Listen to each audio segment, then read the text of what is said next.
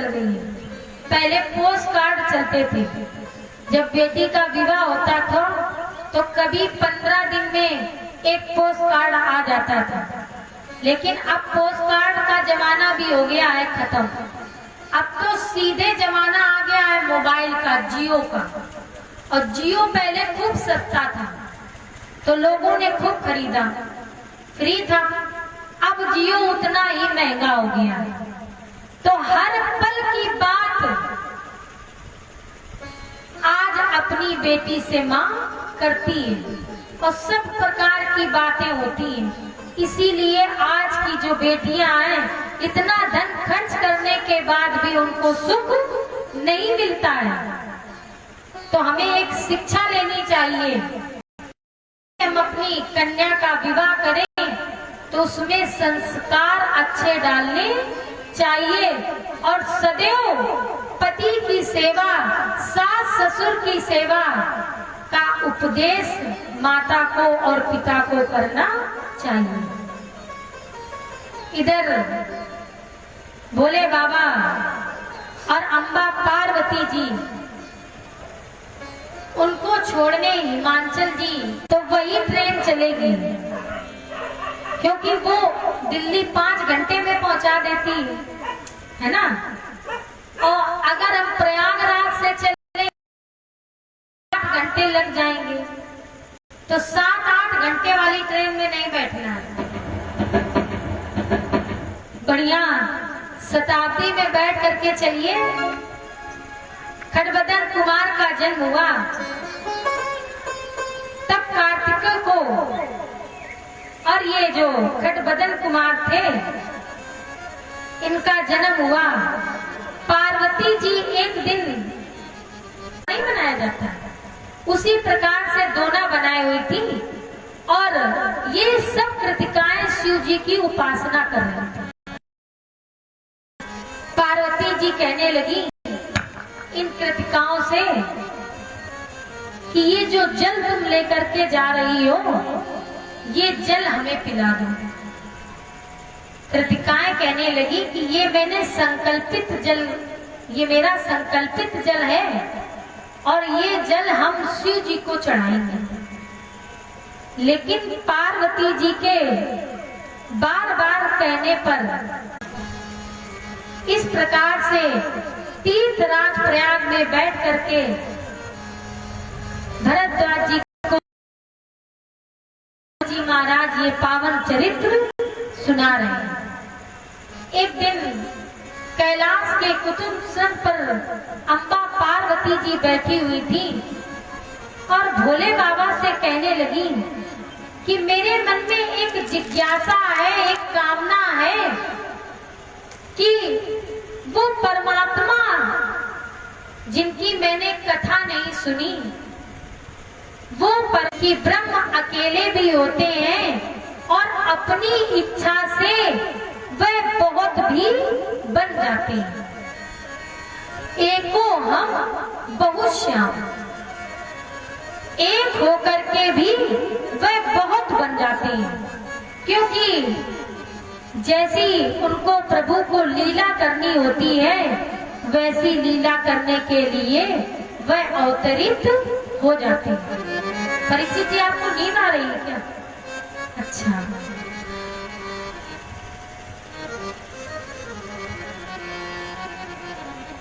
आज भोले बाबा से अम्बा पार्वती जी पूछ रही हैं कि उनके जन्म के कारण क्या है, वो ब्रह्म अवतार क्यों लेते हैं, इस धराधाम पर क्यों आते हैं। तब भोले बाबा ने सुंदर उदाहरण दिया और अम्बा पार्वती जी को बताते हैं। जब जब होए धर्म के हानि,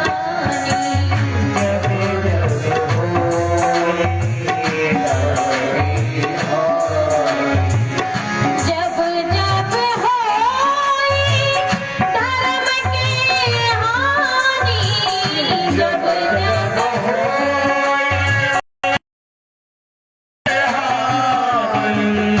बाढ़ असुर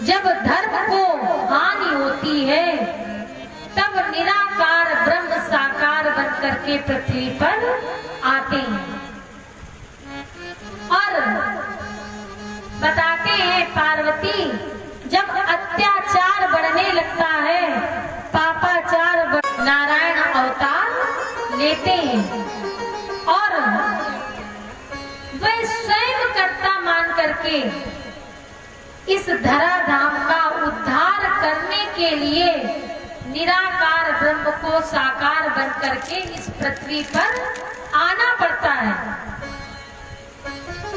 पार्वती जी बोली कि प्रभु क्या इतना ही कारण है? तब भगवान शंकर कहते हैं जब धर्म च्युत हो जाता है, धर्म नष्ट हो जाता है, धर्म अलग हो जाता है, तो करता क्या है? तब मनुष्य क्या करता है? सीधे विप्र धेनु सुर धरनी।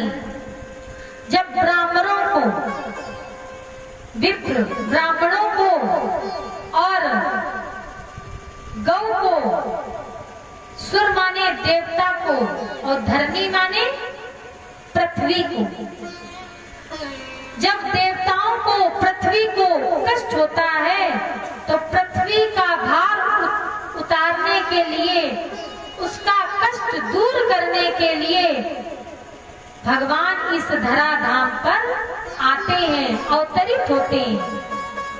और बाबा तुलसी कहते हैं कि जब अत्याचार अधिक बढ़ता है, जिसका वर्णन भी इस व्यासपीठ से नहीं किया जा सकता, अब इस कलयुग में तो अत्याचार पापाचार बढ़ ही रहा है।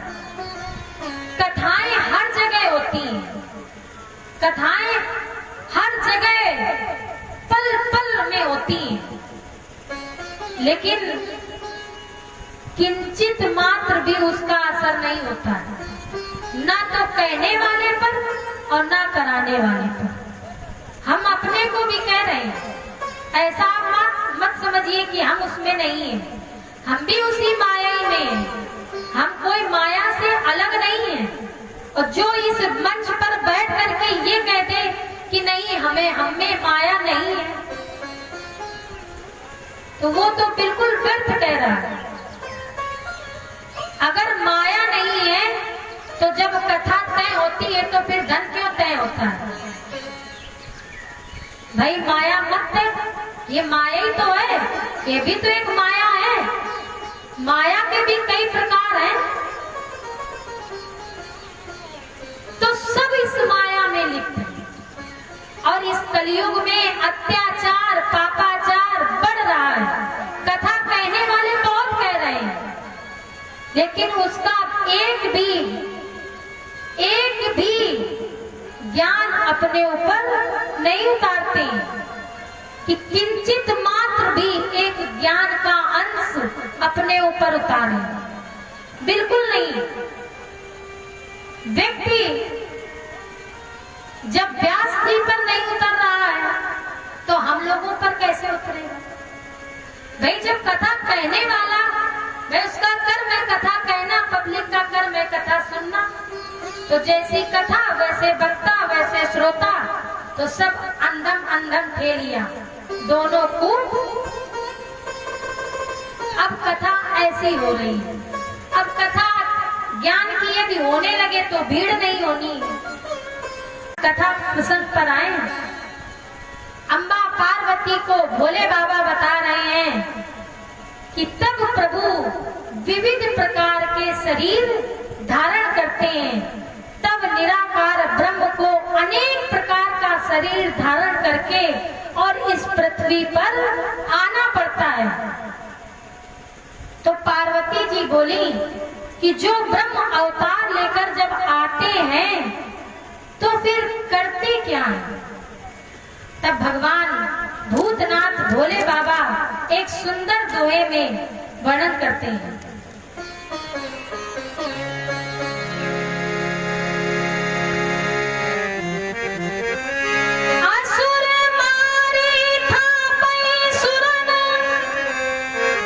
राखै निज श्रुति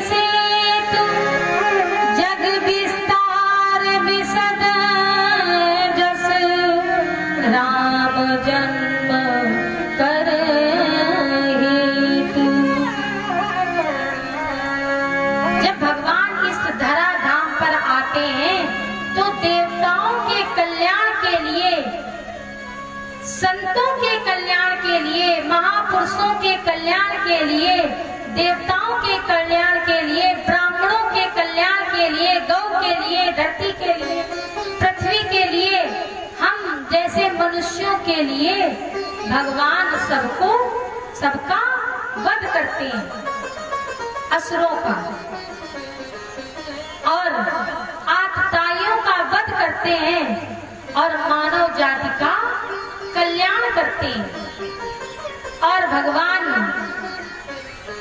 निराकार ब्रह्म को साकार बन करके आना पड़ता है और प्रत्येक कल्प में राम का जन्म होता है और प्रत्येक कल्प में रावण का जन्म होता है।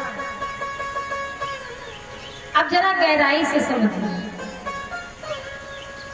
हमारे लोगों के भी जीवन में राम का भी जन्म होता है और रावण का भी जन्म होता है।